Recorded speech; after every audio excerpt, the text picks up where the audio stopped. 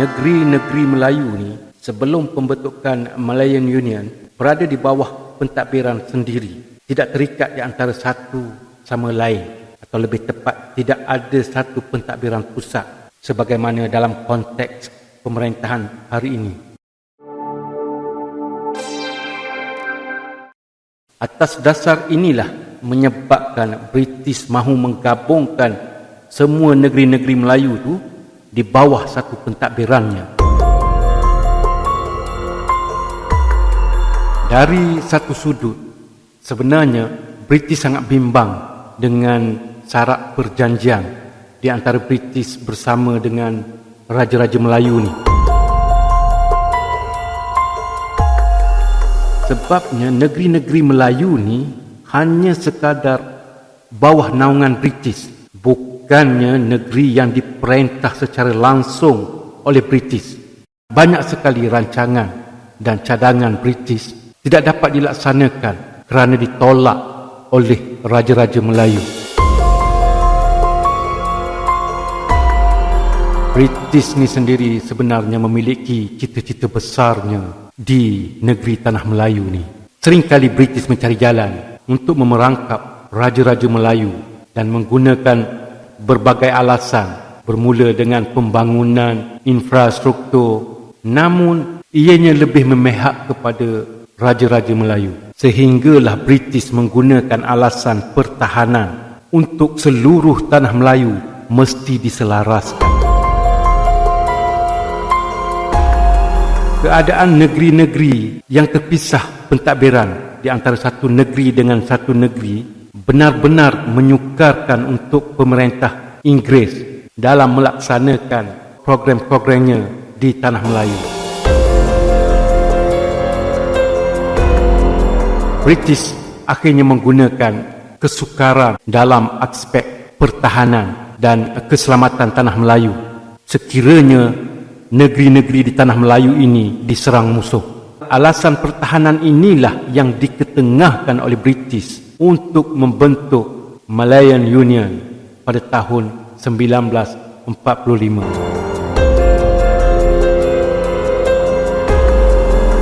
British mengambil contoh bagaimana mudahnya Jepun menyerang Tanah Melayu.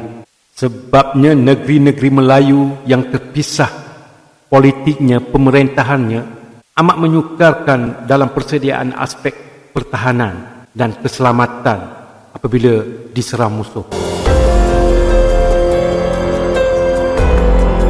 Apapun alasan yang diberikan oleh British, sebenarnya British memiliki beberapa motif lain.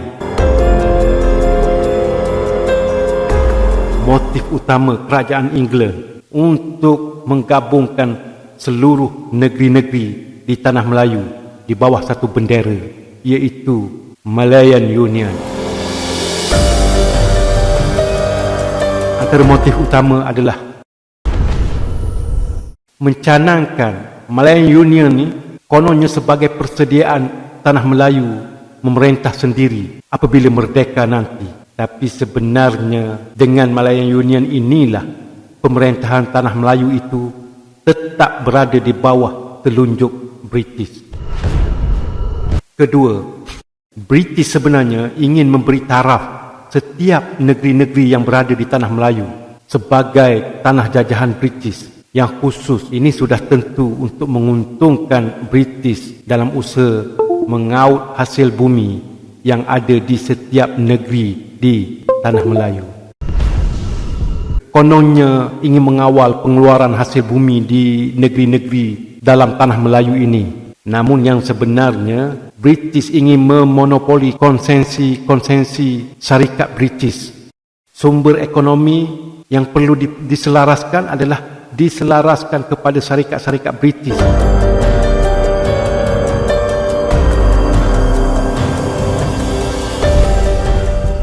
Tanpa berselindung, British mahu dasar-dasar sosial di Tanah Melayu mengikut acuannya dan bukan berteraskan acuan agama Islam. Ini dapat dilihat dengan jelas apabila sekolah-sekolah yang didirikan oleh British terus mengamalkan dasar-dasar sosial yang berteraskan Inggeris.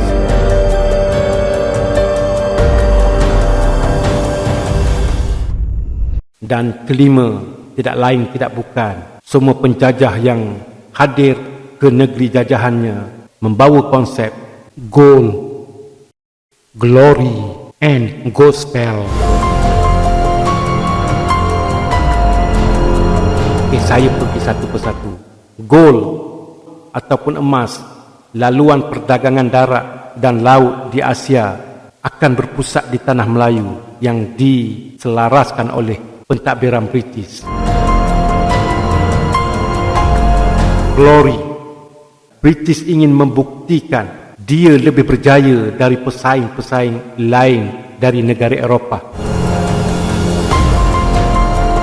Gospel, ingin meyakinkan penduduk di tanah Melayu bahawa fahaman Kristian, modul-modul pembelajaran di sekolah perlu diubah dengan berteraskan fahaman agama Kristian ini.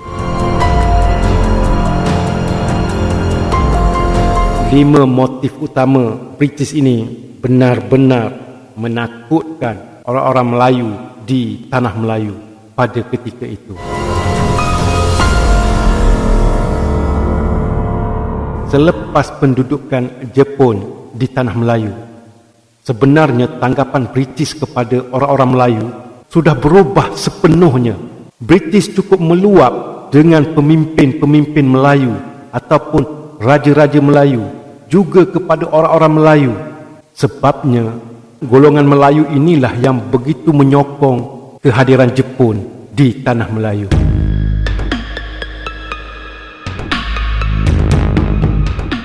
British lebih menghargai kaum Cina yang ada di tanah Melayu selepas kembali memerintah, yang berjuang menentang Jepun di bawah bendera Malayan People Anti-Japanese Army atau MPJA. Dengan menghargai perjuangan kaum Cina inilah yang membuatkan British begitu mengambil berat dan mengutamakan hak kerakyatan kepada bukan Melayu di tanah Melayu ketika pembentukan Malayan Union. Malayan Union ini kelihatan dengan jelas merupakan satu agenda British untuk merampas terus tanah Melayu dari pemerintahan raja-raja Melayu. British ini jadikan tanah Melayu sebagai sebuah negara berbilang kaum, negara milik penuh kerajaan British. British memiliki agendanya tersendiri untuk menyingkirkan orang-orang Melayu yang menyokong kehadiran tentera Jepun ketika Jepun berjaya menawan tanah Melayu. Dalam Malayan Union, dasar pro-Melayu atau dasar perlindungan kepada hak-hak orang-orang Melayu telah dihapuskan sama sekali.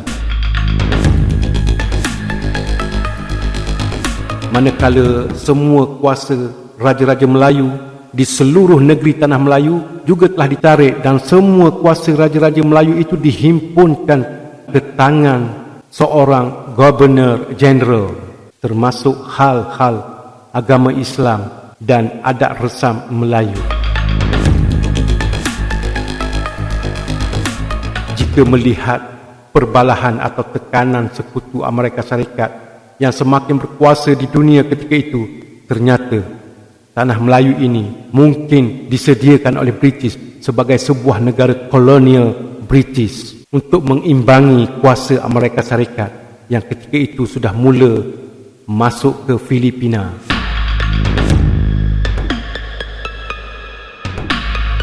Konsep British dalam Malayan Union untuk melihat kesetiaan rakyat bukan lagi kepada raja-raja mereka. Rakyat di tanah Melayu yang berada dalam gagasan Malayan Union mesti meletakkan kesetiaannya kepada Ratu England.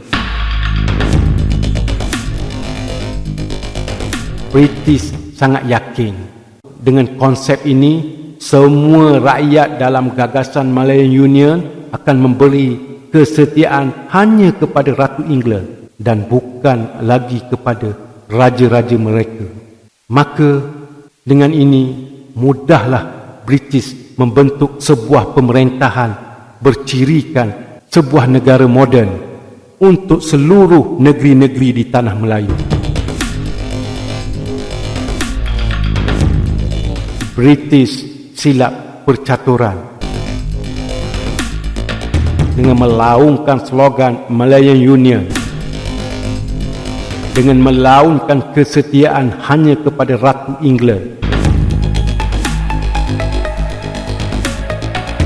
Orang-orang Melayu sebenarnya begitu dekat dengan Wa'adat, Demang Lebar Daun dan Sang Sapurba, dengan penuh tersinggung kepada British yang meletakkan kerakyatan sama rata untuk semua kaum di tanah Melayu, dan kuasa-kuasa raja dilucutkan.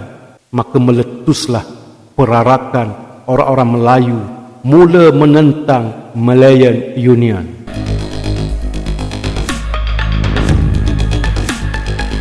Perarakan yang langsung tidak dipedulikan oleh kaum-kaum lain di tanah Melayu ketika itu. Dan hanya orang Melayu yang bangkit, berarak, bangun menentang Malayan Union.